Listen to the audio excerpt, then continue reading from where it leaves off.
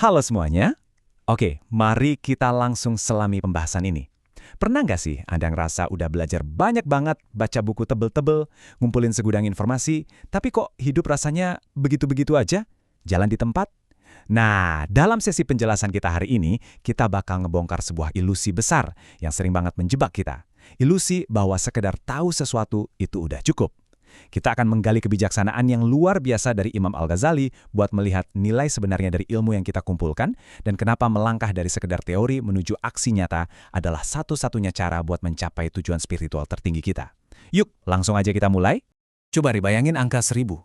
Kalau Anda menghabiskan waktu katakanlah 100 tahun penuh cuma buat menuntut ilmu, dan Anda berhasil ngumpulin serta melahap 1000 buku, 1000 kitab kebijaksanaan, pertanyaannya, apakah itu cukup? Secara logika kita sekarang, kita mungkin mikir, wah gila sih, orang ini pasti udah dijamin banget keselamatannya sama Tuhan. Tapi tunggu dulu, ini peringatan keras buat kita semua. Ngumpulin 1000 buku itu nggak bakal secara otomatis bikin Anda pantas dapat rahmat ilahi. Sama sekali nggak. Ilmu sebanyak apapun itu bukanlah tiket emas kalau cuma sekedar numpuk di kepala. Dan ini ngilustrasiin poin inti kita hari ini dengan sangat brilian. Imam Abu Hamid Al-Ghazali, salah satu pemikir terbesar dalam sejarah Islam, ngasih peringatan yang tajam banget. Akumulasi pengetahuan yang super luas, bahkan kalau Anda ngabisin 1 abad penuh buat nyarinya, bener-bener nggak ada gunanya kalau nggak pernah dipraktekin. Ilmu yang bisa jadi kunci buat kita meraih rahmat Allah itu ya cuma ilmu yang diamalkan. Tanpa amal nyata, pengetahuan itu ibarat pohon besar yang tumbuh rindang tapi nggak pernah berbuah sama sekali. Sayang banget kan? Terus, ini ngebawa kita ke sebuah pertanyaan yang sangat krusial. Kalau numpuk pengetahuan aja ternyata nggak mempan, lalu apa dong? Apa sih yang sebenarnya dihitung? Apa yang pada akhirnya benar-benar bawa manfaat buat kita semua saat nanti berhadapan dengan Sang Pencipta? Jawabannya simple dan lugas. Hanya usaha dan perbuatan baik yang benar-benar Anda lakuin. Sekedar tahu tentang suatu kebaikan itu jadi sia-sia kalau Anda nggak bergerak ngelakuin kebaikan itu. Dari sumber materi kita ditegaskan banget kalau siapapun yang berharap ketemu dengan Tuhannya dengan baik, ya dia harus beramal soleh. Ingat ya, Anda nggak akan dibalas berdasarkan apa yang Anda tahu, tapi murni berdasarkan apa yang udah Anda kerjakan. Tindakan nyata itulah yang jadi bukti valid dari keyakinan Anda. Jadi, kayak apa sih bentuk dari tindakan nyata itu? Al-Quran sebenarnya udah ngasih peta jalan yang super jelas menuju surga tertinggi, yaitu Jannatul Firdaus. Pertama, kita harus putar balik, alias bertobat dari kebiasaan nyanyain ibadah dan ngikutin hawa nafsu yang nggak bener.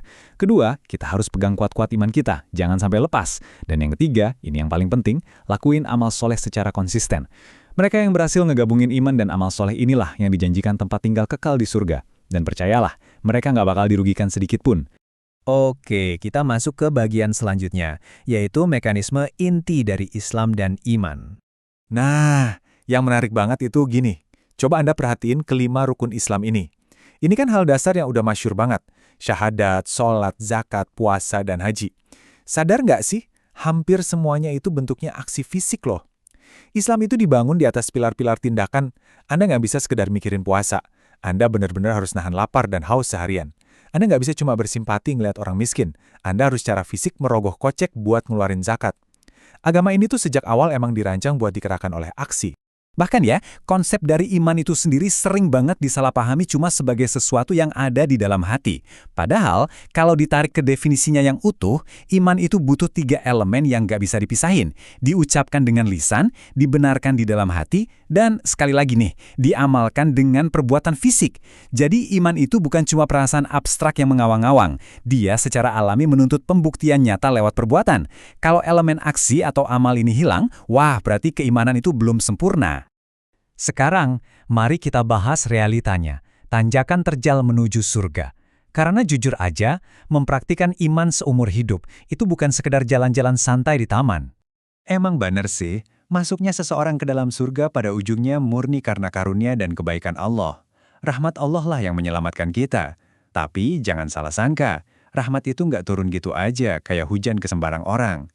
Rahmat Allah itu amat sangat dekat dengan mereka yang proaktif berbuat baik, nyakin diri dengan ketaatan dan konsisten beribadah.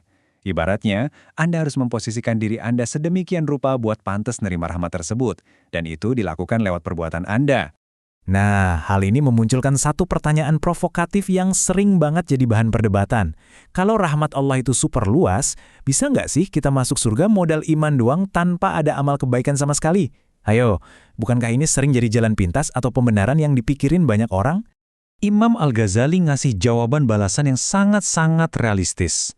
Bisa nggak mereka masuk cuma bawa iman? Ya, mungkin aja. Tapi pertanyaannya diubah. Kapan sampainya? Jalan menuju ke sana itu sama sekali nggak gampang. Perjalanan ini dipenuhi tanjakan-tanjakan yang luar biasa terjal dan rintangan yang bikin ngos-ngosan. Ngandelin iman doang, tanpa perbekalan amal, itu ibarat Anda nekat mendaki gunung bertebing curam tapi nggak bawa alat keselamatan apapun. Dan karena jalannya itu super nanjak dan terjal, ada satu pertanyaan ngeri yang harus banget kita renungkan. Apakah iman kita ini bakal selamat dari ujian yang sedemikian berat? Apakah kita yakin 100% iman itu nggak bakal terlepas dari genggaman kita tepat sebelum kita nyampe garis akhir kehidupan? Jadi, poin paling krusialnya di sini adalah kenyataan pahit bahwa nggak ada yang namanya jaminan. Dalam materi yang kita bahas, diingatkan banget ada banyak kasus di mana seseorang yang lahir di keluarga baik-baik, beriman, bahkan rajin banget ibadah seumur hidupnya, pada akhirnya pas diuji, imannya malah copot tepat sebelum ajal menjemput. Ini risiko yang sangat nyata loh. Makanya kita nggak bisa lengah dan mikir kalau sekedar tahu atau punya iman yang pasif itu udah cukup aman. Enggak. Kita butuh amal nyata buat memperkuat akan iman kita supaya nggak gampang kecabut.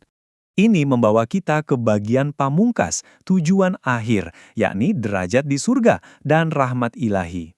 Anda harus paham kalau ada perbedaan yang gede banget antara sekedar masuk surga dan derajat di dalam surga. Buat bisa ngelewatin pintu gerbangnya, buat sekedar masuk aja, Anda mutlak butuh rahmat dan karunia dari Allah. Amal sebanyak apapun gak akan sebanding sama harga surga. Tapi dengerin ini baik-baik. Setelah Anda berhasil masuk ke dalam, tingkat kenikmatannya, fasilitasnya, derajatnya, sampai bagian kafling Anda di sana, itu semua didikte secara ketat sama seberapa banyak amal perbuatan Anda waktu di dunia. Amal melimpah, bagian Anda melimpah. Amal pas-pasan, ya bagiannya juga pas-pasan. Sebagai penutup sesi kita, coba deh renungin kutipan luar biasa dari Hasan Al-Basri ini. Ini benar-benar merangkum semua yang kita obrolin dari tadi dengan sangat sempurna. Tuhan berfirman, masuklah ke surga dengan rahmatku, dan ambillah bagianmu di dalamnya dengan amal perbuatanmu. Jadi, saya pengen ninggalin Anda dengan pertanyaan ini buat dipikirin. Kalau besok adalah hari di mana bagian itu dibagikan ke Anda, apakah semua pengetahuan dan teori yang Anda kumpulkan selama ini udah berhasil Anda terjemahkan jadi amal perbuatan yang nyata? Terima kasih banyak udah ngikutin sesi penjelasan ini, dan sampai jumpa di pembahasan seru berikutnya.